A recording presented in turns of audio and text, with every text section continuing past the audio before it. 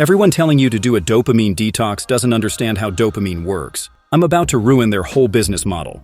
Look, you've tried going cold turkey on your phone, social media, Netflix. You lasted maybe a day, felt like garbage, then binged harder than before. Here's the thing, by the end of this video, you'll understand why willpower-based detoxes always fail. And I'll show you the environmental design system that actually rewires your brain. First, let me show you exactly how these influencers are lying to you. So what advice are these dopamine detox gurus actually giving you? Remove all stimulation for 24 to 48 hours. Reset your dopamine receptors. Train your willpower muscle. Sound familiar? Here's what actually happens when you follow this advice. You white-knuckle it through day 1. Your brain starts craving stimulation even more intensely. You cave, feel like a failure, and the cycle repeats. Every single time. Now look, I've studied behavioral neuroscience for over a decade, and I've tested every productivity hack on myself. Here's what I discovered. The problem isn't your dopamine levels, it's dopamine prediction errors. And I'm going to show you how to fix this using environmental design, not willpower. But first, drop a comment if you've ever failed a dopamine detox. I guarantee you're not alone. Dopamine detox influencers get 3 fundamental things wrong about neuroscience. Myth number 1. Dopamine is the pleasure chemical. This is completely backwards. Dopamine is about wanting, not liking. Think of it like your brain's GPS system for motivation, not the destination itself. When you actually get what you want, that's a different chemical system entirely. Myth number 2. You can reset your dopamine receptors in 24 to 48 hours. Here's the reality. Receptor sensitivity changes happen over weeks and months, not days. Your brain's neuroplasticity works on much longer timelines than these gurus want you to believe. You can't hack biology with a weekend detox. Myth number 3. Removing all stimulation fixes everything. Wrong again. The problem isn't stimulation itself, it's unpredictable rewards. This is why reading a book for hours doesn't mess up your dopamine system, but scrolling TikTok for 10 minutes does. One is predictable, the other is a slot machine. So if it's not about dopamine levels, what's actually happening in your brain? Your brain is addicted to uncertainty, not dopamine. Here's what I mean. Every time you check your phone, you're pulling a slot machine lever. Your brain never knows if you'll get a notification, a like, or a message. Sometimes you get nothing. Sometimes you get 5 notifications. Sometimes you get that dopamine hit from a comment or DM. It's completely unpredictable. This breaks your motivation system because unpredictable rewards hijack your natural reward pathways. Your brain starts expecting these random hits of satisfaction throughout the day. And here's the kicker. Real-world rewards like finishing a project or having a deep conversation start to feel boring by comparison. Your brain is literally trained to expect slot machine-level excitement from everything. This is why dopamine detoxes fail. You're fighting your brain's prediction system with willpower. It's like trying to stop being hungry by thinking really hard about not eating. Your brain doesn't care about your good intentions. It's looking for those unpredictable rewards you've trained it to expect. And here's the common mistake everyone makes. Don't try to eliminate dopamine. That's impossible and unhealthy. Dopamine is essential for motivation, focus, and getting anything done. Instead, we need to make your environment work with your brain, not against it. Instead of removing temptation, we're going to add strategic friction. Here's the psychology behind this. Your brain takes the path of least resistance, always. It's looking for the easiest way to get that dopamine hit. So we're going to make good choices easier and bad choices slightly harder. Not impossible, just harder. Let me show you exactly how this works with your phone, because this is where most people mess up their focus. Step 1 is micro-friction. Remove apps from your home screen. Don't delete them, just move them into folders or to a second page. Turn off all non-essential notifications, and I mean all of them. You don't need to know the second someone likes your Instagram post. This isn't about willpower, it's about interrupting the automatic pattern. When you go to check Instagram and it's not right there, that split-second interruption is enough for your conscious mind to kick in and ask, wait, why am I doing this? Step 2 is medium friction. Put your phone in another room when you're working. Use a physical alarm clock instead of your phone. Keep your phone charger in the living room, not the bedroom. Each small barrier gives your conscious mind a chance to engage. Instead of automatically reaching for your phone, you have to make a deliberate choice to get up and go get it. That 10-second walk is enough time for your brain to remember what you were actually supposed to be doing. Step 3 is maximum friction. And this is only for extreme cases. Use app blockers during work hours or switch to a basic phone for a week. Some people need to go nuclear on their phone addiction. But honestly, most people won't need this level if they do steps 1 and 2 properly. Here's why this works better than a detox. You're not fighting your brain, you're redirecting it.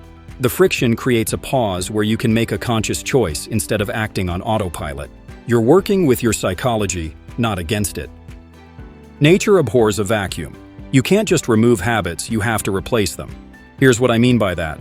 When you create friction around your phone, your brain is still going to be looking for that dopamine hit.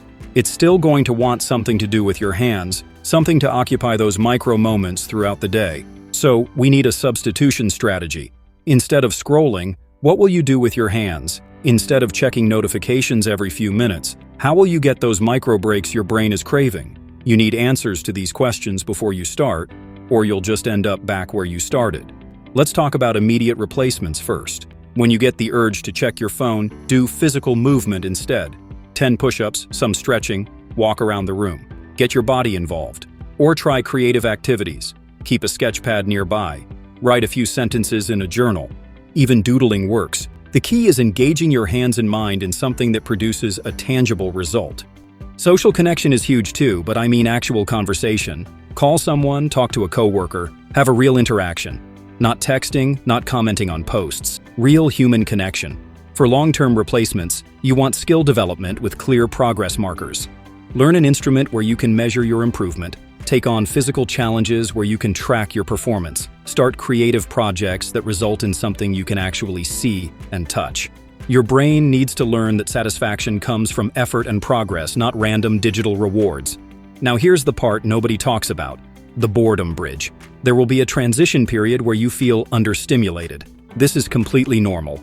Your brain is recalibrating from expecting constant stimulation to finding satisfaction in slower, deeper activities. Don't fight the boredom. Use it as information.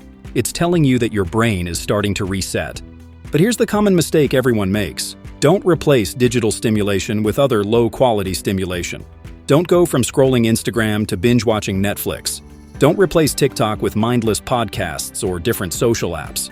That's just switching addictions. Embrace the temporary boredom as your brain resets to find satisfaction in real activities again. Your environment is stronger than your willpower, so design it right.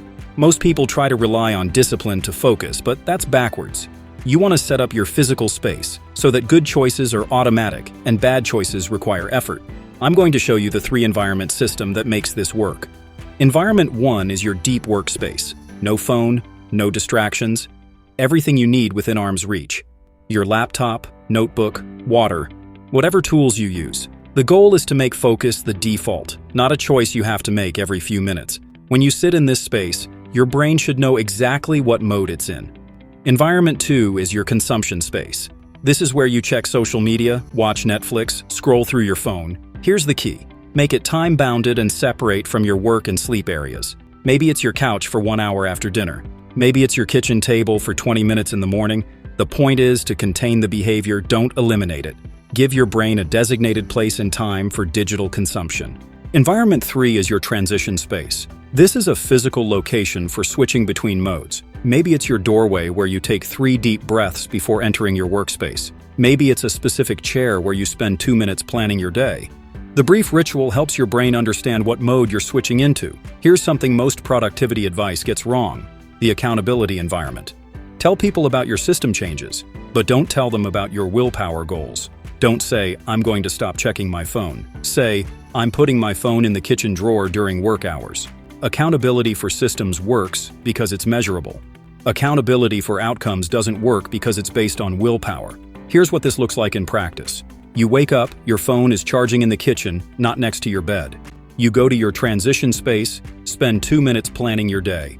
You enter your deep work environment where everything you need is ready. When you want a break, you go to your consumption space for a defined period.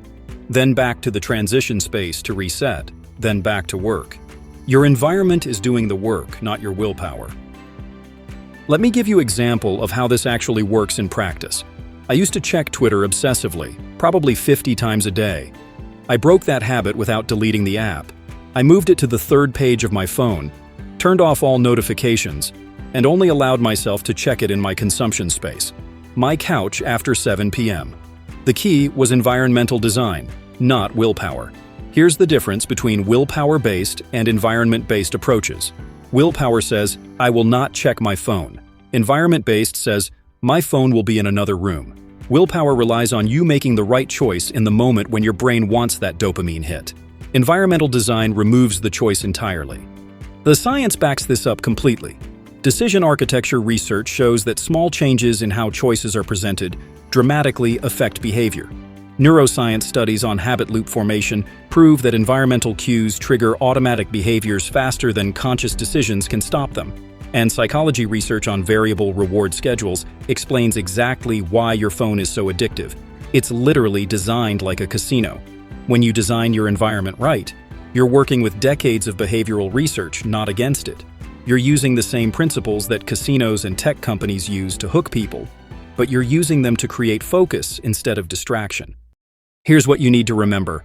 First, dopamine detox advice is based on misunderstood neuroscience. These influencers don't know what they're talking about when it comes to how your brain actually works. Second, the real problem is dopamine prediction errors from variable rewards. Your brain is addicted to uncertainty, not dopamine itself. Third, fix it with environmental design, not willpower. Your environment is stronger than your discipline every single time. Fourth, use the friction ladder system to interrupt automatic patterns. Add small barriers that give your conscious mind a chance to engage. Fifth, replace low-quality dopamine with high-quality alternatives. Don't just remove bad habits, substitute them with activities that give you real satisfaction. Your homework for this week: pick one friction barrier to implement today. Remove apps from your phone home screen or put your phone in another room when you're working. Don't try to do everything at once. Pick one thing and make it automatic before you move to the next step. If you want more science-based productivity advice that actually works, hit subscribe. In the comments, tell me, what's one dopamine detox rule you're going to break after watching this? And which friction barrier are you going to try first? I will read every comment and I'll respond to as many as I can. Remember, your brain isn't broken. The advice you've been following is.